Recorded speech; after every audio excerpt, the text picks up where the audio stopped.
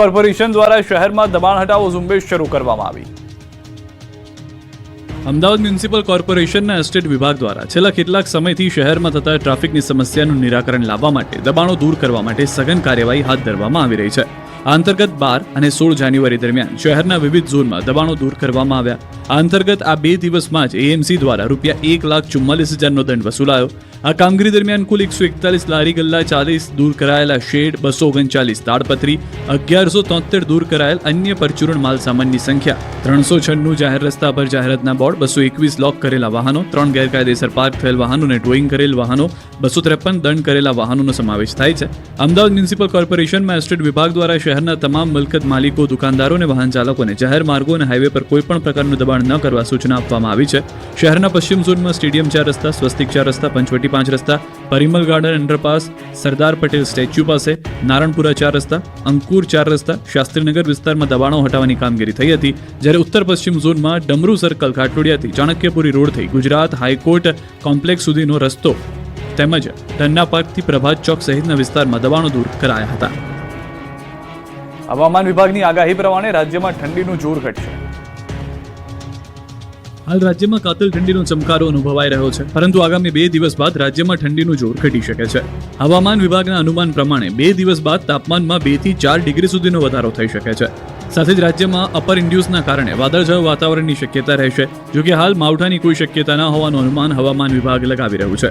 આ તરફ હાલ ઠંડીના પારાની વાત કરીએ તો ઉત્તર ગુજરાતમાં સામાન્યથી વધુ તાપમાન નોંધાયું છે, તો 12 ડિગ્રી સાથે અમરેલી સૌથી ઠંડુગાર શહેર રહ્યું, તો ગાંધીનગરમાં 12.8 ડિગ્રી તાપમાન નોંધાયું, અમદાવાદમાં ઠંડીનો પારો 14.8 ડિગ્રી નોંધાયો। આ તરફ હવામાન નિષ્ણાત અંબાલાલ પટેલે પશ્ચિમી સૌરાષ્ટ્રના વાતાવરણમાં પલટો આવવાની આગાહી કરી છે। કચ્છ, બનાસકાંઠાના વાતાવરણમાં પણ પલટો જોવા મળી શકે છે। રાજસ્થાનના ભાગો અને ઉત્તર ભારતના ભાગમાં હિમવર્ષા થવાની શક્યતા અંબાલાલ પટેલે દર્શાવી છે। તો એમજીઓ અને લા નીનોની અસર સમુદ્રમાં પેરામીટરોની સક્રિયતા જોવા મળશે। રાજ્યમાં પડી રહેલી ઠંડીના કારણે સુરતમાં વહેલી સવારે ગાઢ ધુમ્મસ જોવા મળ્યું। સુરત સહિત દક્ષિણ ગુજરાતમાં વહેલી સવારે ગાઢ ધુમ્મસની ચાદર છવાયેલી જોવા મળી। ગાઢ ધુમ્મસના કારણે ઝીરો વિઝિબિલિટી છવાઈ હતી, જેના કારણે વાહન ચાલકોને પારાવાર મુશ્કેલી વેઠવી પડી। હાઈવે પર ધુમ્મસની ચાદર છવાતા વાહન ચાલકો હેડલાઇટ ચાલુ રાખવા મજબૂર બન્યા। તો આ તરફ ગાઢ ધુમ્મસના કારણે ખેડૂતોની ચિંતામાં વધારો થયો। સુરત સહિત દક્ષિણ ગુજરાતમાં વહેલી સવારે પડેલી ધુમ્મસના કારણે કેરી સહિતના પાકને ભારે નુકસાન થવાની ભીતિ સેવાઈ રહી છે। આ ઉપરાંત ઘઉં અને ચીકુના પાકને નુકસાન થાય તેવી શક્યતાઓ સેવાઈ રહી છે। ખેડૂતોનું કહેવું છે કે સવારે વધારે પડી રહેલી ધુમ્મસના કારણે કેરીના પાકને વ્યાપક પ્રમાણમાં નુકસાન થઈ શકે છે, જેની અસર કેરીના ઉત્પાદન પર પણ પડી શકે છે। રાજ્યના અન્ય વિસ્તારોમાં પણ વહેલી સવારે ધુમ્મસ પડતા ખેડૂતો ચિંતામાં મુકાયા છે। સાબરકાંઠાના 11 જેટલા ગામના મિલકત ધારકોએ વિજયોત્સવ મનાવ્યો।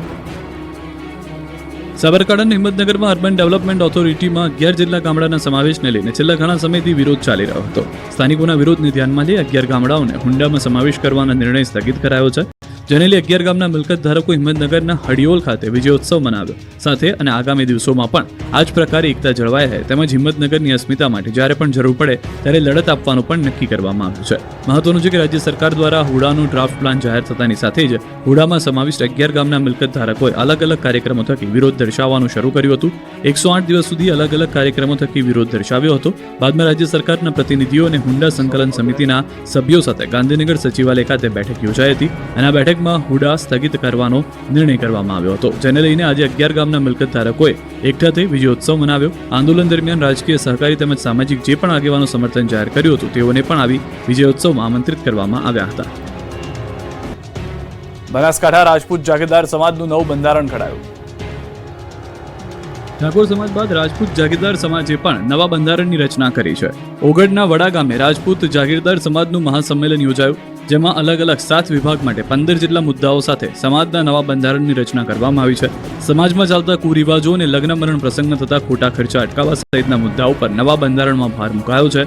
દેવ દરબાર જાગીર મઠના મહંત બળદેવનાથ બાપુની આગેવાની હેઠળ આ મહાસંમેલન યોજાયું, જેમાં સમાજના સામાજિક અને રાજકીય આગેવાનો સહિત હજારોની સંખ્યામાં લોકો ઉમટી પડ્યા। બંધારણ મુજબ દીકરા દીકરીની સગાઈમાં એક દાગીનો, સગાઈની સાડી, શ્રીફળ અને ₹2100ની પહેરામણી લેવા આપવા નક્કી કરાયા।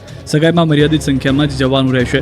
લગ્નમાં વરરાજાની એક વીંટી, ઘડિયાળ, સોફો, સેલું અને એક જોડી કપડાં તથા રોકડ ચાંદલામાં 1100 લેવા આપવા અને મોરવીની એક જોડી કપડાં અથવા રોકડ રકમ આપવી તેના નિયમો બનાવાયા. લગ્ન પ્રસંગે જુગાર રમવા પર પ્રતિબંધ મૂકવામાં આવ્યો. કલાકારો, ડીજે અને બેન્ડ લાવવા પર પણ રોક લગાવવામાં આવી. હલ્દી પ્રથા, વરઘોડામાં ગોળ પ્રથા, ઝાપા શીખ અને બારણું રોકવા અને દાગીના લેવાની પ્રથા સદંતર બંધ કરવામાં આવી. બારણું રોકવા માટે મર્યાદિત રોકડ રકમ આપવાનું સૂચવાયું.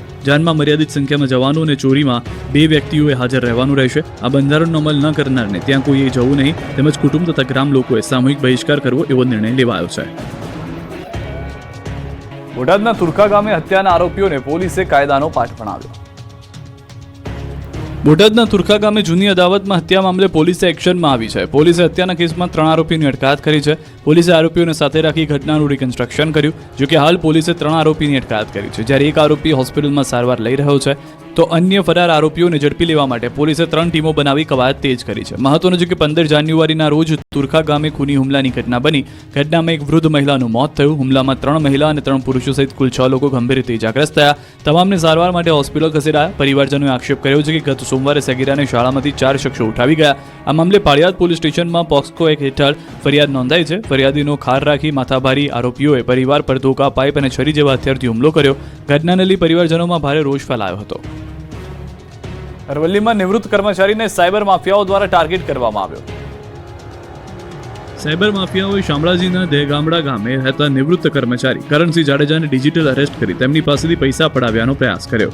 કરણસિંહ જાડેજાને એક અજાણ્યા નંબર પરથી કોલ આવ્યો, જેમાં કોલ કરનાર વ્યક્તિએ પોતે ટેલિકોમ ડિપાર્ટમેન્ટમાંથી બોલતી હોવાની ઓળખ આપી તમારા આધાર કાર્ડ પરથી લીધેલા મોબાઈલ નંબર દ્વારા મહારાષ્ટ્રમાં 45 લાખનું સાયબર ફ્રોડ થયું છે અને તમારી સામે 17 FIR થઈ છે એવું કહી 1 કલાક સુધી વિડીયો કોલ પર નજર કેદ રાખ્યા હતા અને આમાંથી તમારે બચવું હોય તો તમારે એકાઉન્ટમાં રહેલા 80,000 આપવા પડશે.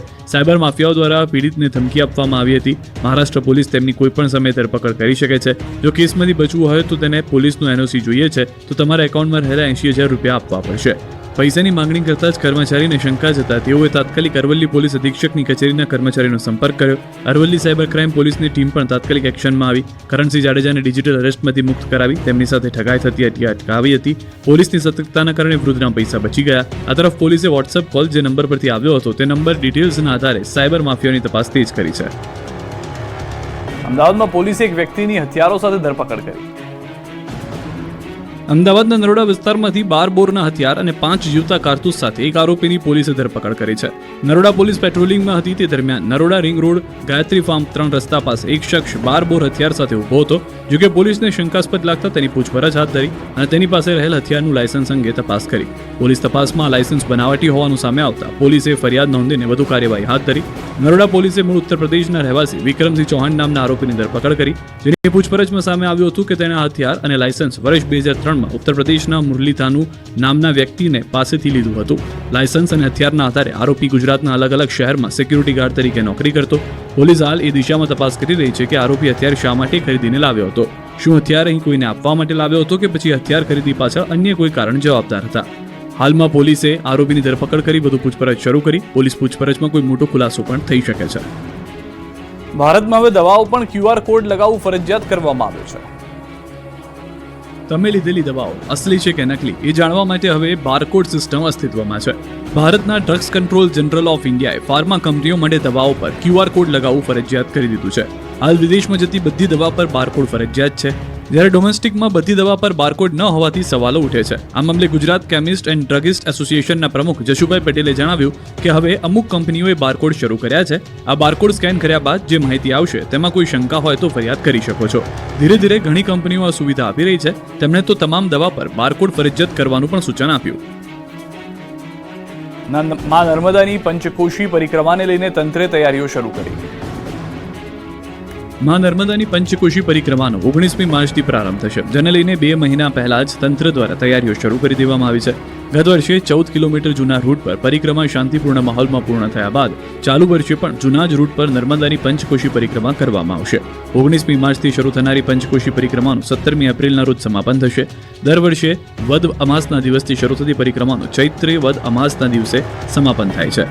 ગત વર્ષે 15 લાખ કરતાં વધારે શ્રદ્ધાળુઓ પરિક્રમા માટે પહોંચ્યા, ત્યારે આ વર્ષે 20 લાખ જેટલા શ્રદ્ધાળુઓ પરિક્રમા માટે ઉમટે તેવો અંદાજ તંત્ર દ્વારા લગાવવામાં આવ્યો છે, જેના કારણે તંત્રએ પણ તમામ પ્રકારની વ્યવસ્થાઓ અને તૈયારી શરૂ કરી છે.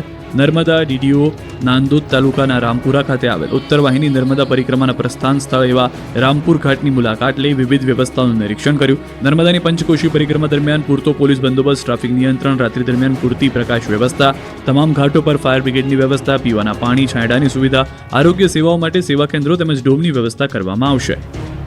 વિશ્વ પ્રસિદ્ધ મોઢેરા સૂર્ય મંદિર ઉત્તરાર્ધ મહોત્સવ યોજાયો. વિશ્વ પ્રસિદ્ધ ઐતિહાસિક મોઢેરા સૂર્ય મંદિરના પ્રાંગણમાં ઘુંઘરૂના નાદ અને નર્તનથી સાથે એક નયનરમ્ય નજારો જોવા મળ્યો. દર વર્ષે ઉત્તરાયણ પર્વ બાદ ઉત્તરાર્ધ મહોત્સવ યોજાયો છે. મહોત્સવનો પ્રારંભ ઉર્જા મંત્રી ઋષિકેશ પટેલ દ્વારા દીપ પ્રાગટ્ય કરી કરવામાં આવ્યો હતો. આ પ્રસંગે તેમણે સખી મંડળો દ્વારા તૈયાર કરવામાં આવેલ સ્ટોલની મુલાકાત લીધી. મહત્વનું છે કે મહેસાણા જિલ્લાના મોઢેરા સૂર્ય મંદિર ખાતે રાજ્ય સરકાર દ્વારા વર્ષ 1992થી આ ભવ્ય મહોત્સવનું આયોજન કરવામાં આવે છે. ઉત્સવના પ્રથમ દિવસે દેશના ખ્યાતનામ કલાકારોએ પોતાની કલા રજૂ કરી પ્રેક્ષકોને મંત્રમુગ્ધ કર્યા, જેમાં ઓડિસી, ભરતનાટ્યમ, કથક, મણિપુરી અને કુચીપુડી નૃત્યની મનમોહક પ્રસ્તુતિ કરવામાં આવી હતી. રાજ્ય સરકાર દ્વારા વર્ષ 1992થી આ ભવ્ય મહોત્સવનું આયોજન કરવામાં આવે છે. ઉત્સવના પ્રથમ દિવસે દેશના ખ્યાતનામ કલાકારોએ પોતાની કલા રજૂ કરી પ્રેક્ષકોને મંત્રમુગ્ધ કર્યા, જેમાં ઓડિસી, ભરતનાટ્યમ, કથક, મણિપુરી અને કુચીપુડી નૃત્યની મનમોહક પ્રસ્તુતિ કરવામાં આવી હતી. વડતાલ ધામમાં 200 વર્ષથી ચાલી આવતી લીંબુ મરચાના અથાણાની પરંપરા આજે પણ અકબંધ છે. સુપ્રસિદ્ધ વડતાલ સ્વામિનારાયણ મંદિરમાં છેલ્લા 200 વર્ષથી ચાલી આવતી પ્રસાદીના મરચા લીંબુના અથાણાની પરંપરા ચાલી રહી છે. આ વર્ષે મંદિરમાં 1 લાખ કિલોથી પણ વધુ કિલો અથાણું તૈયાર કરવામાં આવી રહ્યું છે. આ અથાણું બનાવવા માટે 80,000 કિલો લીલા મરચા અને 20,000 કિલો લીંબુ મંગાવવામાં આવ્યા છે. શિયાળાની ઋતુમાં તૈયાર થતું આ અથાણું લાંબા સમય સુધી બગડતું નથી, જેની ખાસ વિશેષતા છે. હાલ 300થી વધુ સ્વયંસેવકો દ્વારા અથાણું બનાવવાની સેવામાં જોડાયા છે. ભક્તો માટે આ પ્રસાદી અથાણું મંદિર પરિસરમાં આવેલા શ્રી હરિકૃષ્ણ ધાર્મિક સ્ટોર પર વેચાણ માટે ઉપલબ્ધ કરવામાં આવશે. મંદિરના સંતોનું કહેવું છે કે વર્ષો પહેલા જ્યારે મંદિરમાં ભોજનશાળાઓની વ્યવસ્થા નહોતી, ત્યારે પૂનમના દિવસે દર્શનાર્થે આવતા ભક્તો ઘરેથી લાવેલું ભથ્થું જમવા બેસતા હતા. તે સમયે ભક્તોને મંદિર તરફથી અથાણું પીરસવામાં આવતું હતું. 60 વર્ષ પહેલા આ અથાણું ગુજરાત પૂરતું જ લોકપ્રિય હતું, પરંતુ આજે આ અથાણાની માંગ દેશ વિદેશમાં પણ છે. હાલ વડતાલ આસપાસના જલંધુ, દેવા, પેટલી, વડાદરા અને તારાપુર જેવા ગામોમાંથી 300થી વધુ સ્વયંસેવક ભાઈ બહેનો મરચા કોચવાની અને અથાણું બનાવવાની સેવામાં જોડાયા છે. અથાણું બનાવવા માટે ખેડૂત અગ્રણી મોહનભાઈ પાટીદાર તેમના પરિવાર 1000 મણ લીંબુનું દાન વડતાલ મંદિરને કરવામાં આવ્યું છે. આ પરિવાર છેલ્લા 2 વર્ષથી આ સેવા મંદિરમાં આપી રહ્યો છે.